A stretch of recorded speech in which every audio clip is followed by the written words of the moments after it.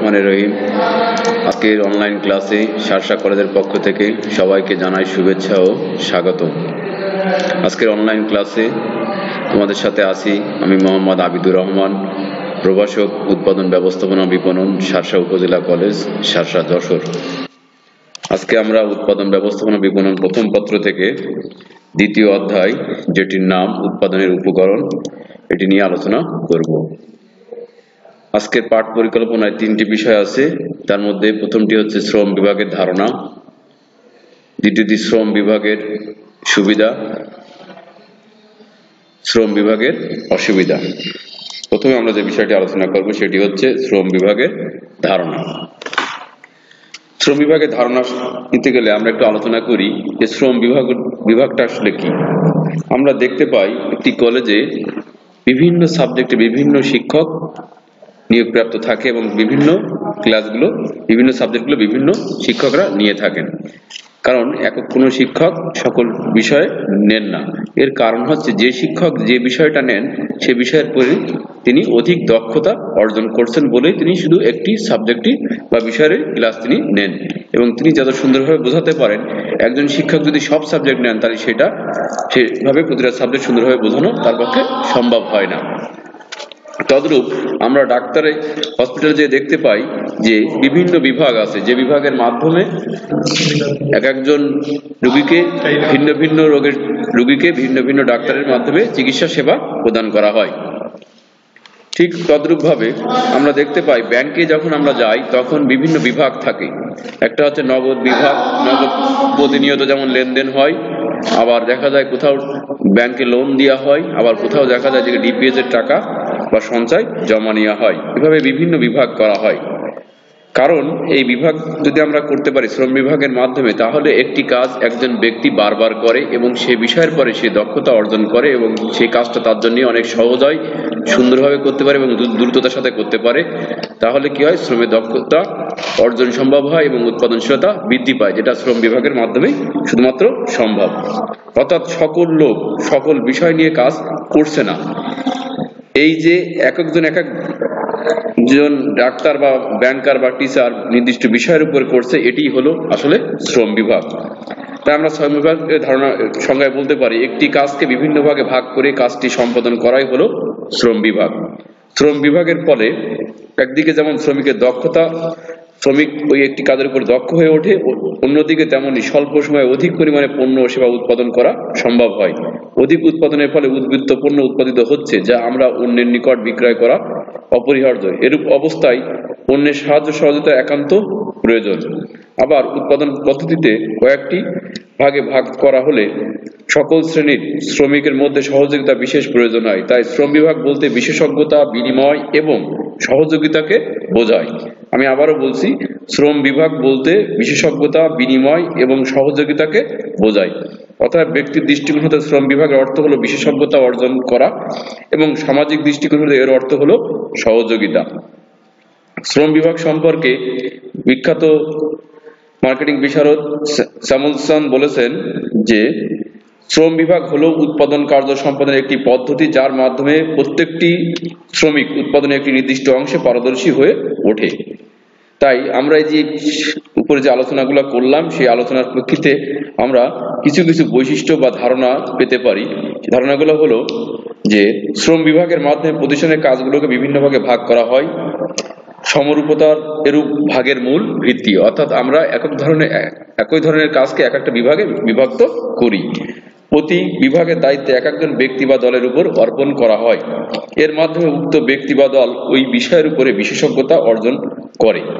শ্রম বিভাগের মাধ্যমে কর্মীদের উৎপাদনশীলতা বৃদ্ধি পায়, কারণ সে বারবার কাজটি করার কারণে তার পারদর্শিতা বা দক্ষতা বৃদ্ধি পায়।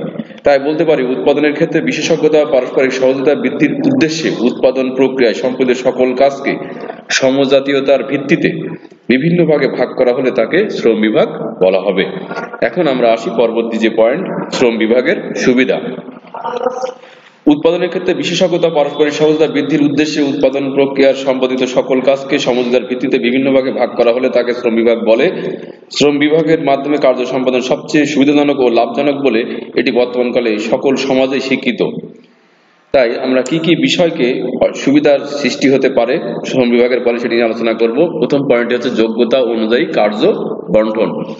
একই ব্যক্তি বা একই শ্রমিকের সকল ধরনের কার্য সম্পাদনের যোগ্যতা থাকে না। এক এক ব্যক্তি এক এক ধরনের কাজ সম্পাদনে পারদর্শী হয়। তাই শ্রম বিভাগের মাধ্যমে যে শ্রমিক যে কাজের জন্য দক্ষ তাকে সেই কাজে নিয়োগ প্রদান করা হয়। দ্বিতীয়টি যেটি আছে শ্রমিকের দক্ষতা ও নৈপুণ্যতা বৃদ্ধি। শ্রম বিভাগের মাধ্যমে একই শ্রমিক দিনের পর দিন একই কাজ সম্পাদন করে। এভাবেই একই কাজে দৈহিক ও মানসিক শক্তি নিয়োজিত করার ফলে শ্রমিকের দক্ষতা ও নৈপুণ্যতা সৃষ্টি হয় এবং এর মাধ্যমে সে তার কি করে, তার একই কাজের দিকে তার যে নিজের সৃজনশীলতা সেটারও সে প্রয়োগের মাধ্যমে তার দক্ষতা নৈপুণ্যতাও বৃদ্ধি পায়। তৃতীয় যে পয়েন্টটি উত্তম প্রশিক্ষণ ক্ষেত্র। একই শ্রমিক যদি একই কাজ বারবার সম্পাদন করে তবে প্রথম ভুল ভ্রান্তি হলেও অতি সহজেই তা শোধরাতে পারে, ফলে দ্রুততার সাথে সঠিক কাজটি সম্পাদন করা সক্ষম হয়। তাই দেখা যায় শ্রম বিভাগের ফলে একটি উত্তম প্রশিক্ষণ ক্ষেত্র হিসেবে এটা বিবেচিত করা যেতে পারে। পরবর্তী যে পয়েন্টটি আমরা আসি সম্পদের সদ্ব্যবহার। কোন শ্রমিক যদি একই ধরনের কাঁচামাল, একই ধরনের মেশিন, একই ধরনের পদ্ধতি ব্যবহার করে একই কাজ বারবার সম্পাদন করে তবে স্বাভাবিকভাবেই ওই সকল সম্পদের সদ্ব্যবহার দ্বারা নিশ্চিত করা সম্ভব হয়, এটা নিঃসন্দেহে আমরা বলতে পারি। পরবর্তী পয়েন্ট আছে সময়ের সদ্ব্যবহার। শ্রম বিভাগের ক্ষেত্রে শ্রমিকরা সব সময় একটি কাজে নিয়োজিত থাকে, ফলে কাজের সময় তাদেরকে এক এক কাজ, অন্য কাজ বা এক স্থান হতে অন্য স্থানে যাতায়াত করতে হয় না। তাই তাদের কাজের সময় এতটুকু সময় নষ্ট হয় না, ফলে সময়ের সদ্ব্যবহার নিশ্চিত করা সম্ভব হয়। পরবর্তী পয়েন্ট হচ্ছে শ্রমের গতিশীলতা বৃদ্ধি। শ্রম বিভাগের ফলে একটি কাজকে ক্ষুদ্র ক্ষুদ্র অনেকগুলো অংশে বিভক্ত করা হয়। এরূপ কাজগুলোকে এক একজন শ্রমিকের উপর অর্পণ করা হয়, ফলে উক্ত কার্যাংশে অভিজ্ঞ হয়ে ওঠে। তার এই অভিজ্ঞতা অন্য কোনো প্রতিষ্ঠানের প্রয়োগ করতে পারে। যেমন একজন গার্মেন্টসের সেলাই কর্মী অতি সহজে পাট কলের সেলাই কর্মী হিসেবে নিয়োগ পেতে পারে। এতে শ্রমের গতিশীলতা বৃদ্ধি পায়।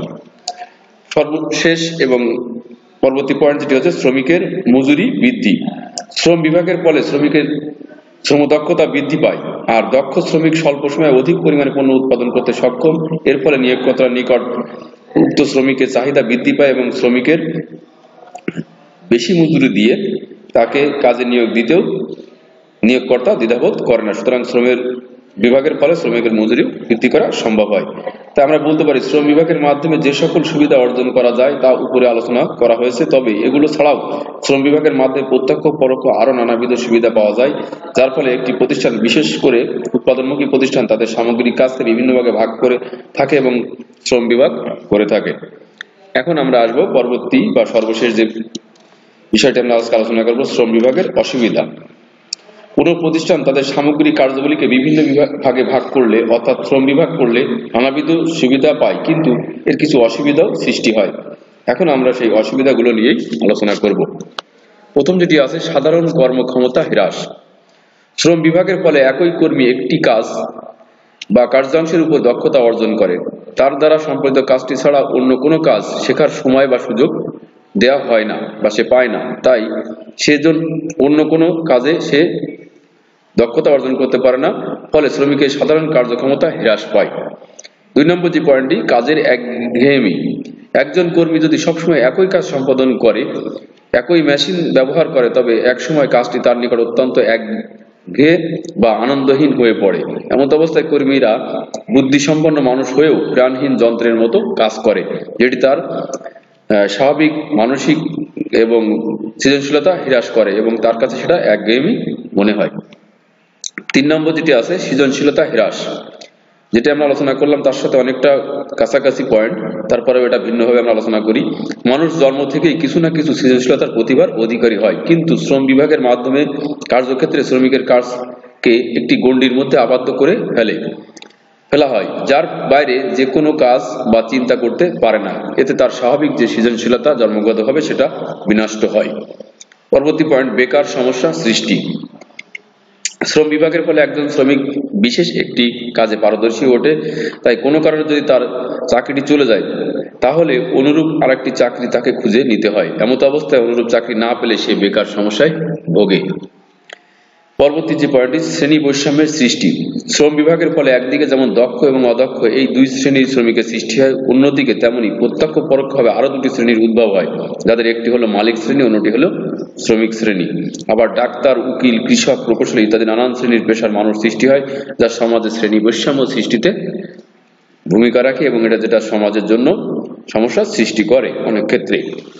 পরবর্তী পয়েন্ট হচ্ছে অধিক নির্ভরশীলতা। শ্রম বিভাগের ফলে সমাজে অধিক সংখ্যক বিশেষজ্ঞ কর্মীর সৃষ্টি হয়। ক্ষেত্র বিশেষে এর বিশেষজ্ঞ কর্মীর উপর এত নির্ভরশীলতা হতে হয় যে তাদের কাছে নিয়োগকর্তা জিম্মি হয়ে পড়ে। তাছাড়া আঞ্চলিক বিশেষজ্ঞ কর্মীর সৃষ্টি হয়, এক অঞ্চল অন্য অঞ্চলের উপর নির্ভরশীলতা হয়ে পড়ে। সর্বশেষ যে পয়েন্টটি সেটি হচ্ছে শ্রমিকের দৈহিক ও নৈতিক অধঃপতন। শ্রম বিভাগের ফলে ব্যাপক আকারে কলকারখানার একটি বিশেষ অঞ্চলে গড়ে ওঠে। এতে দূর দূরান্ত হতে শ্রমিক কর্মীরা পরিবার পরিজন ছেড়ে কারখানার আশেপাশে অবস্থান করে, ফলে অনেক সময় শ্রমিকের দৈহিক ও নৈতিক অধঃপতন দেখা দেয়, কারণ সামাজিক বা পারিবারিক যে বন্ধন সেটা তাদের মধ্যে থাকে না। সুতরাং তাদের এই দৈহিক এবং নৈতিকতা স্খলন বা বিনষ্ট হয়। তাই আমরা উপরে আলোচনায় আমরা প্রতিগমন হয় যে শ্রম বিভাগের ফলে যে সকল অসুবিধা লক্ষ্য করা যায় তার চেয়ে এর সুবিধাগুলোই প্রতিষ্ঠানের জন্য অধিক মঙ্গল বয়ে আনে। তাই বর্তমানে সারা বিশ্বের প্রায় প্রতিটি প্রতিষ্ঠানই শ্রম বিভাগের মাধ্যমে প্রাতিষ্ঠানিক লক্ষ্য অর্জনের অন্যতম হাতিয়ার হিসেবে ব্যবহার করছে। আজকে এ পর্যন্তই। সকলকে ধন্যবাদ।